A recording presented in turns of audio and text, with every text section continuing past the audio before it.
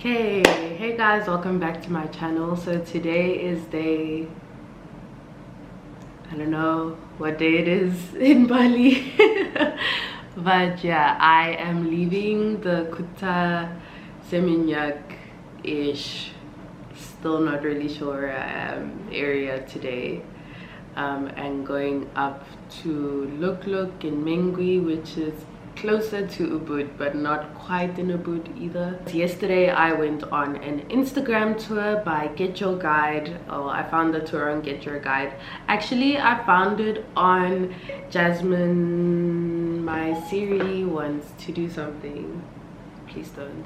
Yeah, regardless, I was watching her YouTube channel and her videos on Bali, and she was solo traveling, and yeah, I just kind of got inspired by her channel, and one of the things that she did was an Instagram tour with GetYourGuide. So what did I do? I did the exact same Instagram tour.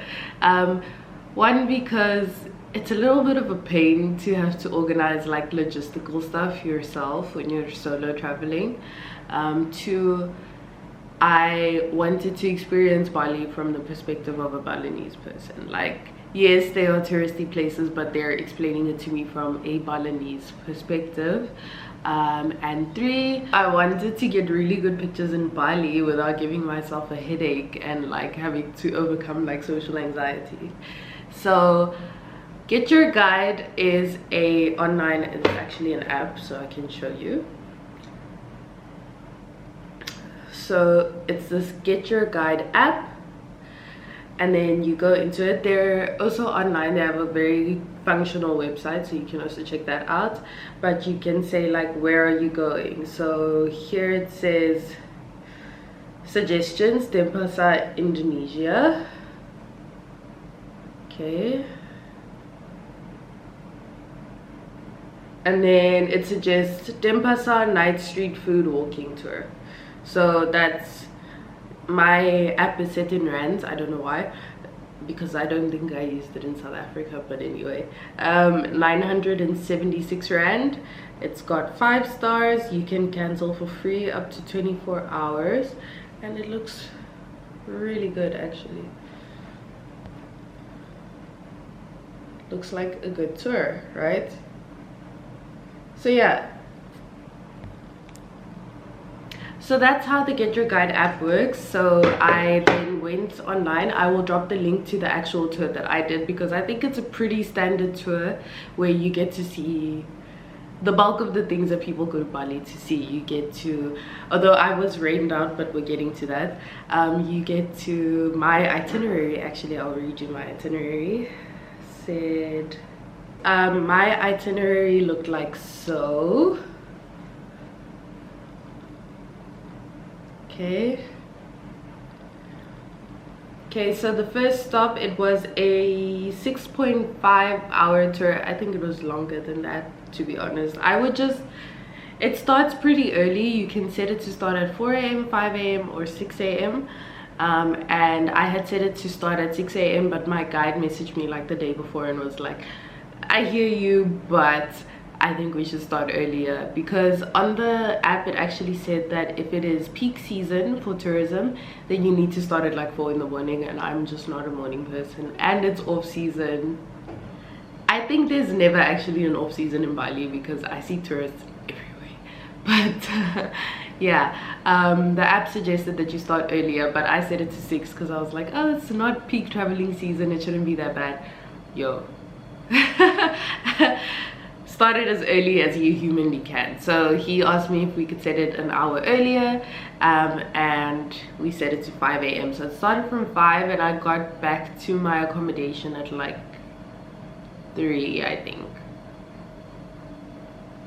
Yeah, so it says it's a 6.5-hour tour, and then there's like 3.5 hours of like actually driving to that part of Bali that you're going to be exploring.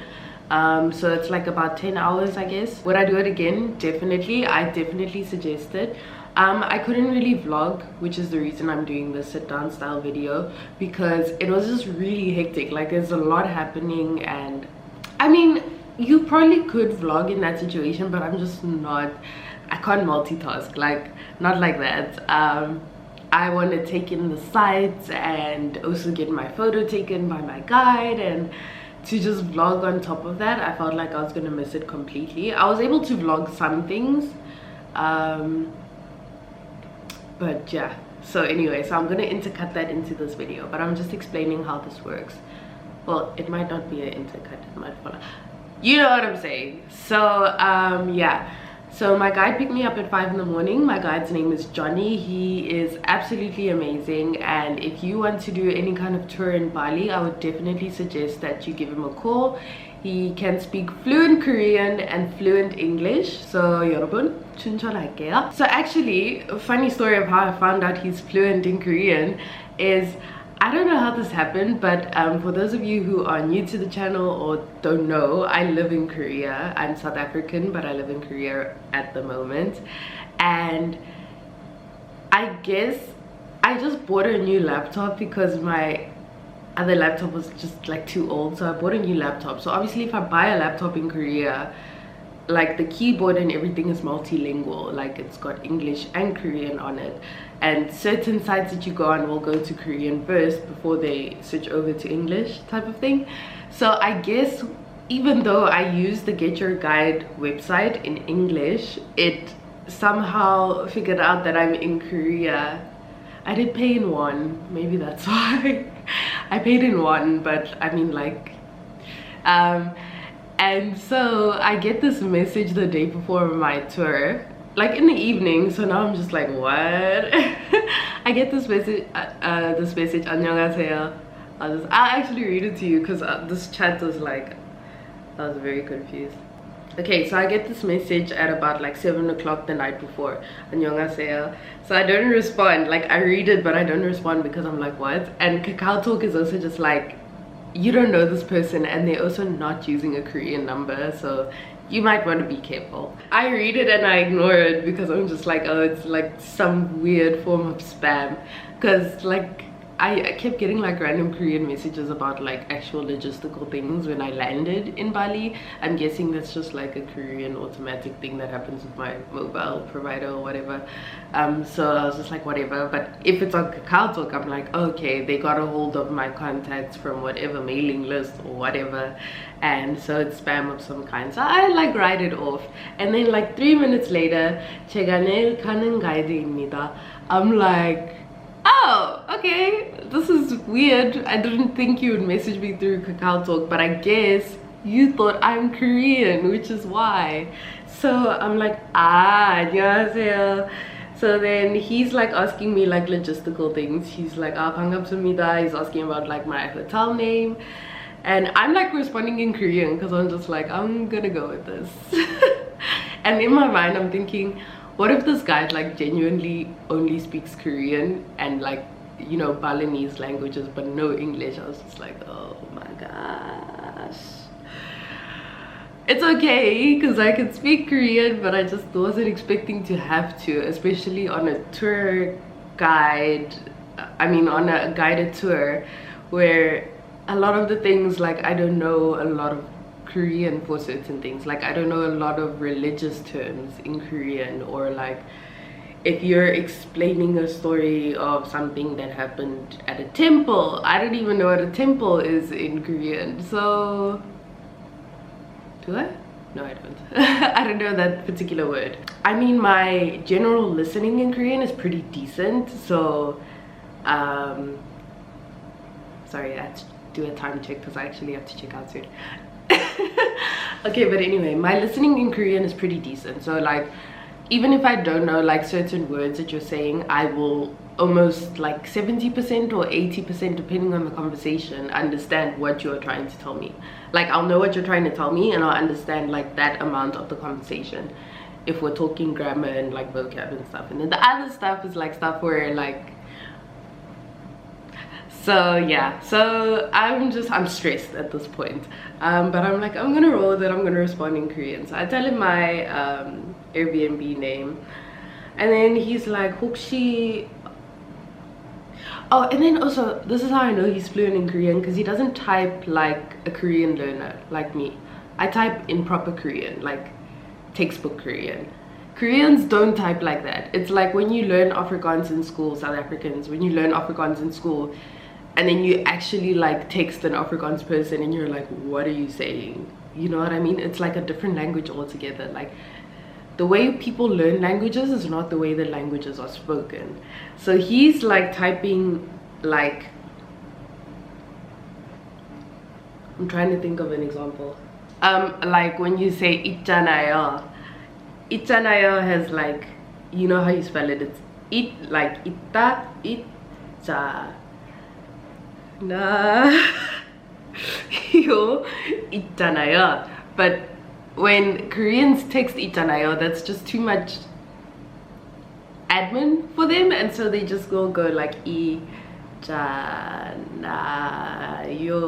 like that. I'll just put it up on the screen so you know what I'm saying. But my point is, he just was like typing like a very natural. So I'm like, okay, is he even Korean? Because at this point I haven't added him to my contacts because I'm worried.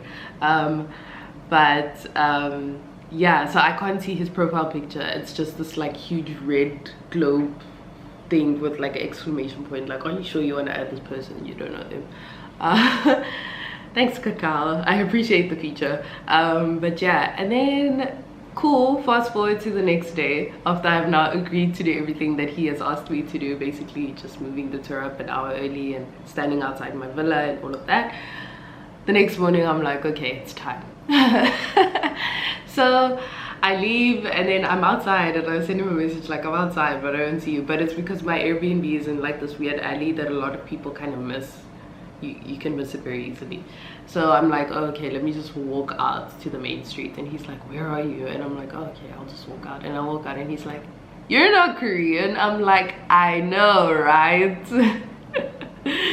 But we're like speaking in Korean. So he's like, 한국 사람 아닌데요? And I'm like, 그쵸?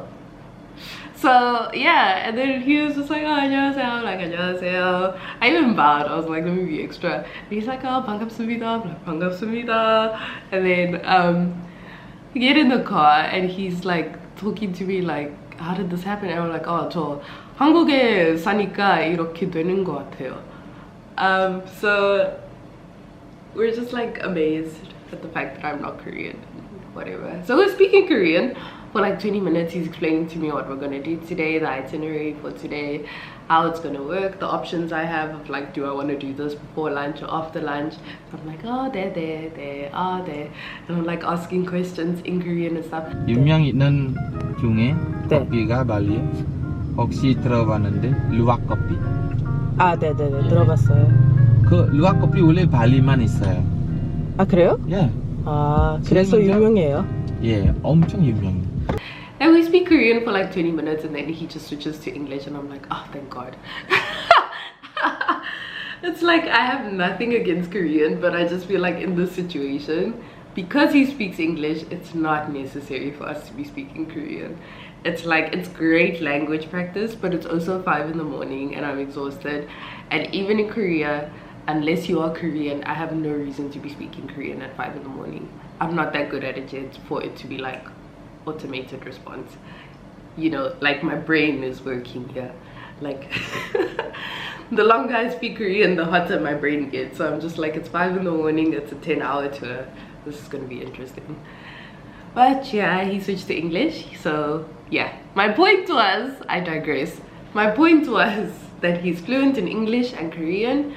Most of the time he has Korean guests because obviously he's the Korean tour guide. Because the fascinating thing about Get Your Guide is that if you are from a country like a non-English speaking country, a lot of the times they have tour guides who can speak those languages. So yesterday I heard Chinese and Joni told me that they have tour guides that speak Russian, that speak French, that speak...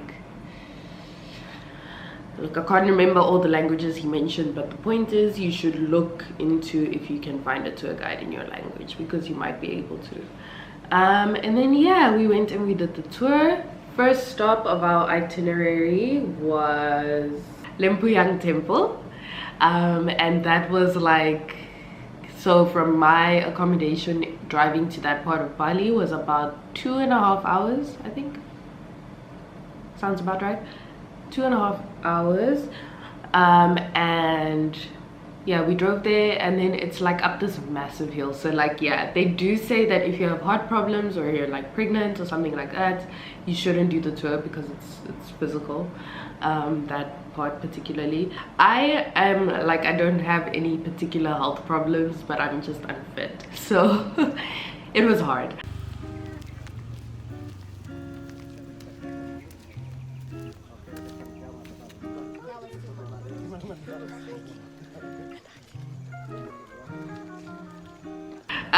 Because it's like, it's a hill, like it's a hill. Okay, so that was a little bit difficult, but yeah, walk up the hill, then you get to the temple. When you walk in, you have to, it's okay, I took a shower, so obviously the stamp is no longer on me, but yeah, you get a stamp and then you get a number, and the number is to take photos at Heaven's Gate, I think it's called. But you can also take, there are like 3 other photo spots that are like really cool with the volcano in the background, and you can take pictures there for a donation of, it was something like 10,000 rupiah, I can't remember, but it's really not a lot. So you just pay that to a lady at like this gate, and then you can get your picture taken at 3 things. And if you do not have a tour guide, the great thing, and I thought this was very progressive of Bali, is that they have like people whose job is to stand there and take photos of people. Like, those are temple employees who just take photos of people. So you just give them your phone, and then they take your photo, and then you move on to the next one, and there's 3 of them. So those photos came out really well. I'll put them over here.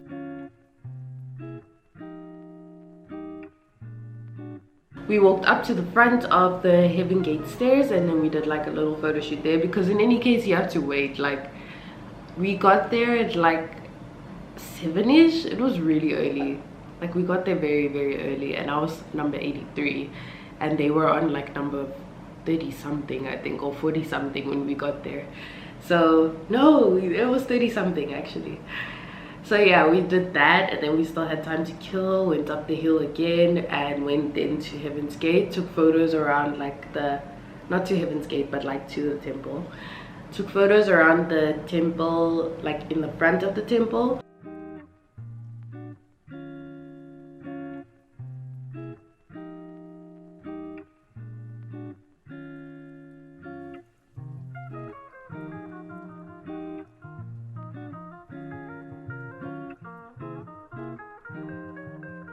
You can't go into the main area of the temple unless you're going to pray. Like, you can't just be a tourist and walk in there with your camera and be snapping at things.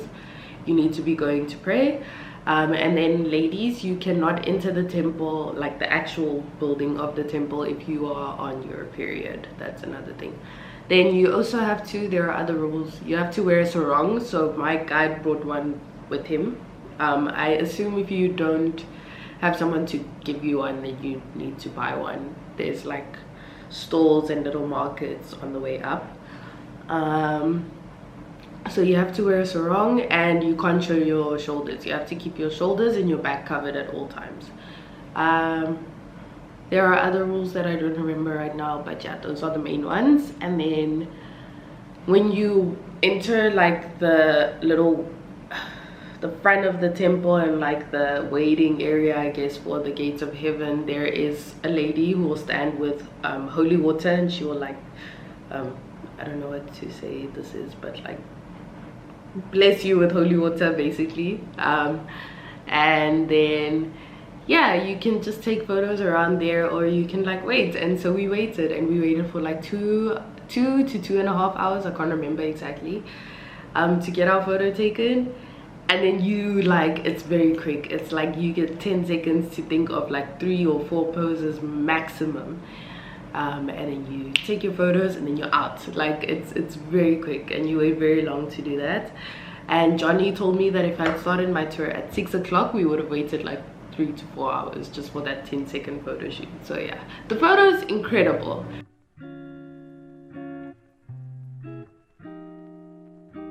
Okay, but I do not want to wait 4 hours to take a photo for 10 seconds. No, thank you. Okay, cool. So we did that. After that, we headed to, so we were supposed to be heading to Tirta Gangga. I don't know if I said that right, but Joni stopped at this Luwak coffee farm, and then I got like a very quick, once again, tour of the coffee farm, and this like guy who works there explained like all the different fruits and beans and showed me the actual animal, the luwak, and explained the process of making the coffee as well. So I'll put that in here. The coffee green, this like still young. The animal like coffee only the red color. This the green until the red color, maybe this 5 months. Okay. Yeah, you want take picture.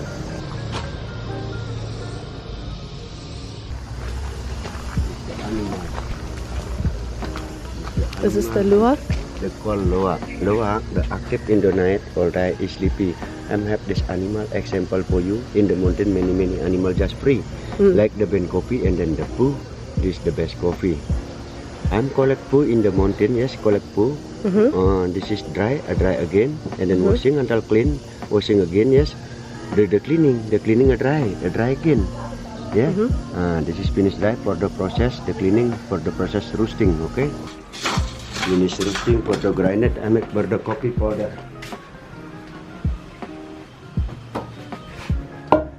Oh, you grind it in here? For the coffee powder. Ah, okay. And then the last one, the finish, is the filter, yes, the coffee powder. Ah, okay. This is the coffee powder. Ah, okay. Hot water. This is all menu, yes. This number 1, Bali coffee, Bali cocoa, coconut coffee, vanilla coffee, ginseng coffee, mocha coffee, avocado coffee, and then ginger coffee. Avocado coffee? Yes. This the old tea, yes. Okay. Ginger tea, lemongrass tea, rosella tea, mangosteen tea, lemon tea, and herbal tea from curcuma.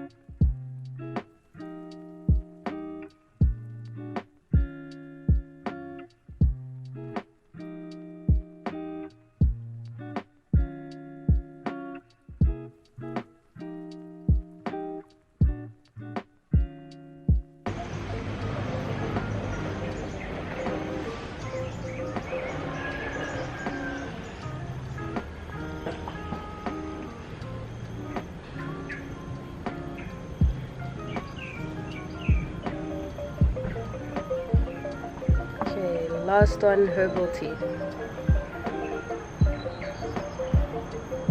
Yeah. Second last one. Oh, it's nice.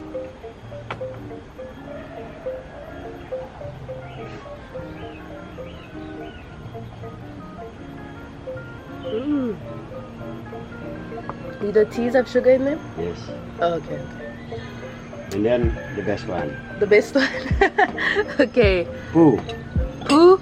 Yes. Okay. Poo coffee. Okay, let's see.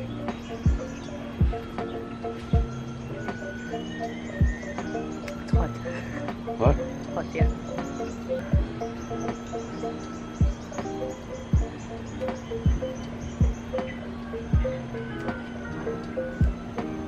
Doesn't taste like, well, I don't know what poo tastes like, but I don't think it tastes like poo. With little bit sour. Sour? Yes, sour. No? Seem like Bali coffee? No, you can try Bali coffee little bit. It's not sour though.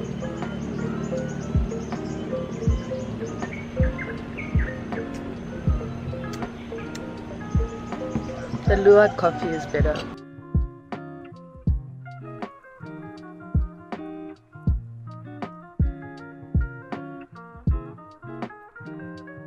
Okay, those fish? Yeah, good fish. Later the last is there. This is the big one. Yeah, the inside you see. Ada there. Yeah. Then you start from here.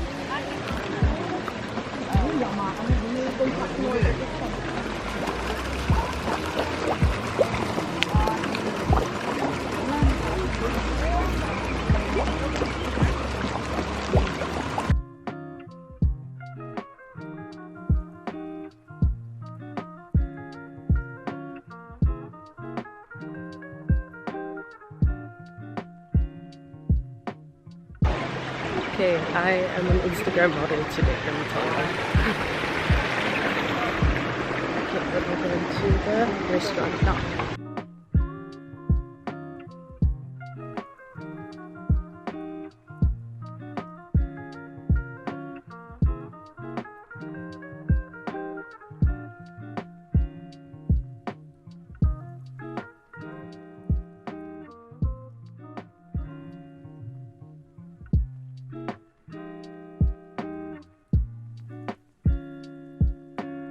After that, if Joni saw something cool on the road that he thought would make a good photo, he would like stop. So that was great. Got some extra pictures out of that. Then we went to Tirta Gangga. Tirta Gangga? I don't know how to say it. Is it raining again? It's raining. Don't come to Bali in the rainy season. Look, it probably doesn't have that big an impact on your life, but it's a little bit inconvenient. Okay, but anyway, then we went to Tirta Gangga. So Tirta Gangga is the water palace. So that was pretty cool. Got to feed some fish. So you buy like, I can't remember how much it was, but you buy like 3 packets of fish feed. I think it's like 5,000 rupiah, super cheap again. But entrance is free, I think. No, wait, I am lying. My guide paid for my entrance. I have no idea how much entrance costs. But yeah, you get your packets of fish feed, and then there's like a pathway, and you kind of hop along and you feed the fish. And they have like really huge fish and like really tiny fish, and they have like the pool itself is black, so they have like black fish in there, and then they have orange fish. It's really, really cool as well. So you feed the fish, and then you can just take pictures around the area. So we did that. Then after Tirta Gangga, we were supposed to go to Tukad waterfall, but there was also a lunch stop along the way. So at the lunch stop is the jungle swing as well. So that was on the schedule. So I said I wanted to do that like straight after lunch, actually before lunch, but I was hungry, so I changed my mind. So this is the point where it started pouring rain, and everyone, you could see like the spirit in the restaurant die as everyone's plans just died with the rain. So yeah, Joni has a lot of safety concerns, and he was like, I don't think it's a good idea to go down to the waterfall while it's raining. And it was raining pretty heavily. It wasn't like just the shower that's gonna go away. It was raining pretty intensely. And then, you know, I was kind of okay with it because I didn't plan on getting in the waterfall. In any case, I kind of was just gonna stand in front of it, so that I was okay with that. But the jungle swing, I was pretty bleak about. Like, I was really bleak about that.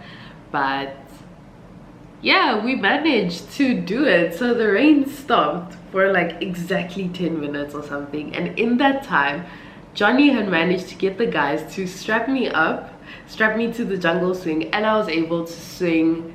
I don't know how long I did it for, but facing the actual like view, and the just it was gorgeous.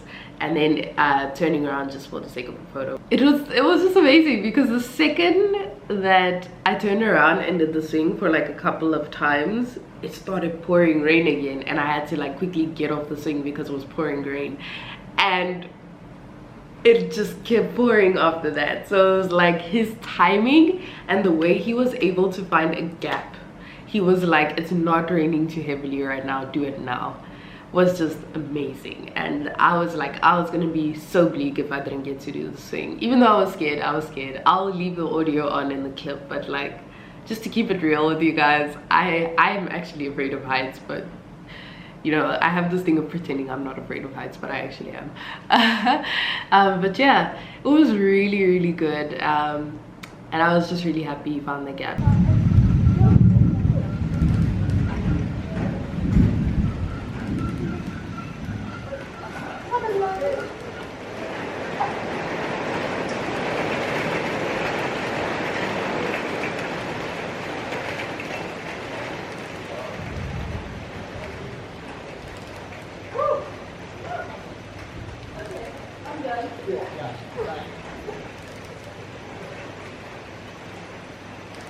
and then he dropped me back off at my accommodation.